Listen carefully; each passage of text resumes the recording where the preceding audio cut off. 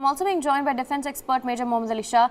Major Shah, now of course, like Sanjeev Srivastava said, this is a very sort of escalatory manner in which the Canadians as well as people from the United States are dealing with intrusion in their airspace. But of course, we're not sure if this is Chinese intrusion yet. But do you see this as an actual threat to their air defense, like I asked Sanjeev Srivastava, or is this something that is to be taken as a trivial sort of incident that's taking place? There was first a balloon which was not taken that seriously by most people, but of course the United States ensured that they shot it down, and then two other unidentified objects as well.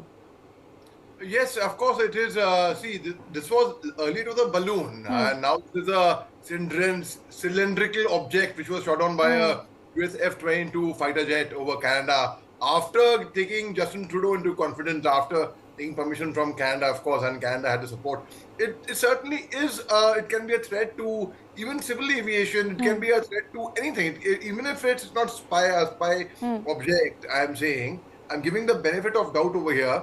It's certainly anything in sky. I mean, even for example, I'll give a small little example. Even a bird flying can be a threat to a civil aviation aircraft. That bird can be a bird hit. So this certainly, most certainly, is actually of the airspace. Right. In terms of airspace, yes, that is a threat to aircrafts and jets that would be perhaps flying in that particular area. But Major Shah, do you think there's a possibility of it being maybe parts of a satellite? Because earlier as well, over Japan, over Hawaii, I beg your pardon, Japan said that the lasers that we're seeing are from Chinese satellites, and Chinese satellites, of course, we know are all over the place. And could this be maybe debris? Because it's not the first time that Chinese debris has been seen falling in Asia, in areas around Asia, and of course Southern America as well.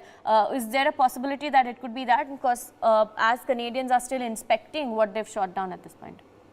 See, absolutely. See, this object was shot down over the Yukon territory of the country's north, and of course, because now there are two countries involved. Apart from America, there is Canada as well. So most certainly, it's not as simple as just seeing an unidentified object and shooting it down. First, you have to actually ensure that they are not part of our own flying squad. You have to consult the ATC, and then now the Canadian officials, they will analyze the wreckage of the object which has been shot down. And so certainly a lot is going to come out from the research, from the analysis of what the wreckage is all about, Aarti.